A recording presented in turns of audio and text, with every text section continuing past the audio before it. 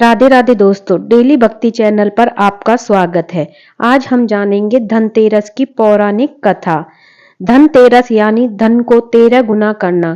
कार्तिक कृष्ण पक्ष के त्रयोदशी तारीख के दिन ये त्योहार को मनाया जाता है। इस दिन माँ लक्ष्मी, यम, धनवंतरी और कुबेर देवता की पूजा से उनकी कृपा मिलती है।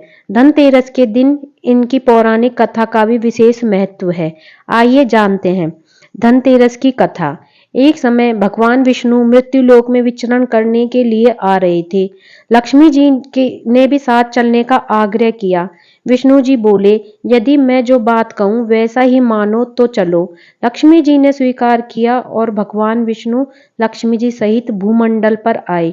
कुछ देर बाद एक स्थान पर भगवान विष्णु लक्ष्मी जी से बोले, तब तक मैं न आऊं तुम यहाँ ठहरो, मैं दक्षिण दिशा की ओर जा रहा हूँ, तुम उधर मत देखना। विष्णु जी के जाने पर लक्ष्मी जी को कौतुक उत्पन्न हुआ कि आखिरी दक्षिण दिशा में क्या है जो मुझे मना किया गया है, और भगवान स्वयं दक्षिण में क्यों गए हैं, कोई रहस्य जरूर है। लक्ष्मी जी से रहा न गया। जैसे ही भगवान ने राह पकड़ी वैसे ही माँ लक्ष्मी भी पीछे पीछे चल पड़ी।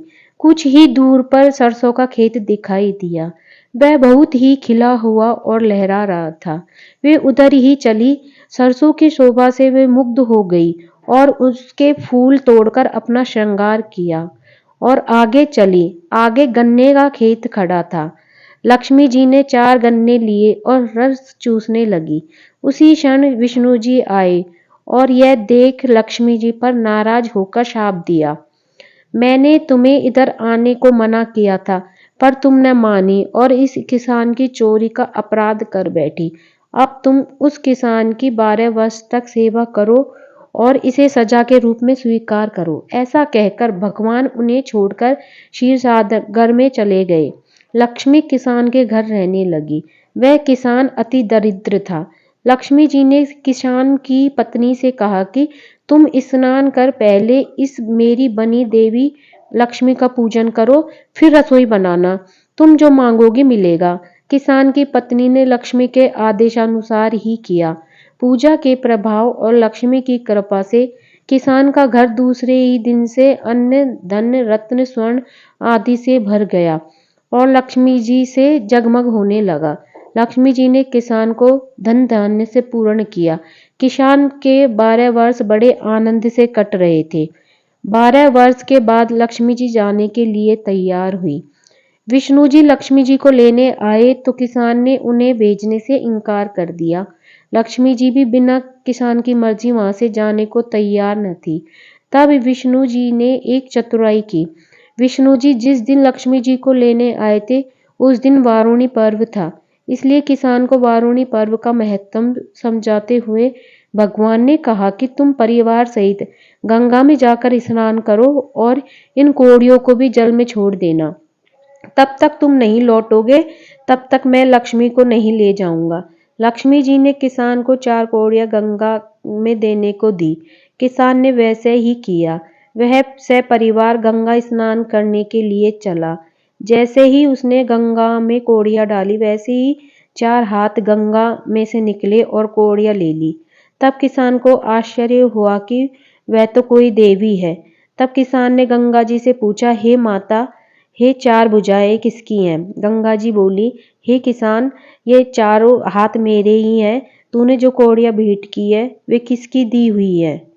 किसान ने कहा, मेरे घर जो स्त्री आई है उन्होंने ही दी है। इस पर गंगा जी बोली कि तुम्हारे घर जो स्त्री आई है वह साक्षात लक्ष्मी है और पुरुष विष्णु भगवान है।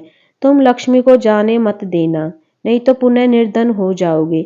यह सुन किसान घर लौट आया। वहां लक्ष्मी और विष्णु जाने को तैयार बैठे थे। किसान ने लक्ष्मी जी का आंचल पकड़ा और बोला कि मैं तुम्हें जाने नहीं दूंगा। तब भगवान ने किसान से कहा कि इन्हें कौन जाने देता है, पर ये तो चंचला है, कहीं ठहरती ही नहीं, इनको बड़े बड़े नहीं रोक सके। इनको मेरा शाप था कि जो 12 वर्ष से तुम्हारी सेवा कर रही थी। तुम्हारी 12 वर्ष सेवा का समय पूरा हो चुका है। किसान हठपूर्वक बोला कि नहीं, अब मैं लक्ष्मी जी को नहीं जाने दूंगा। तुम कोई दूसरी स्त्री यहाँ से ले जाओ। तब लक्ष्मी जी ने कहा, हे किसान, तुम मुझे रोकना चाहते हो तो जो मैं कहूँ वैसा करो। कल तेरस है, मैं तुम्हारे लिए धनतेरस मनाऊंगी।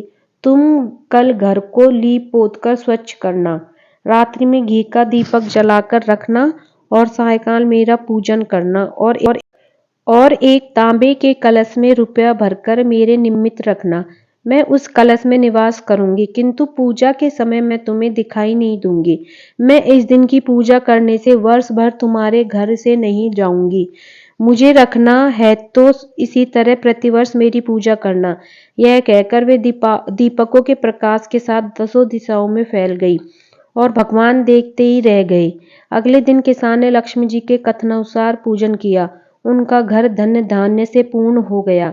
इसी भांति वह हर वर्ष तेरस के दिन लक्ष्मी जी की पूजा करने लगा।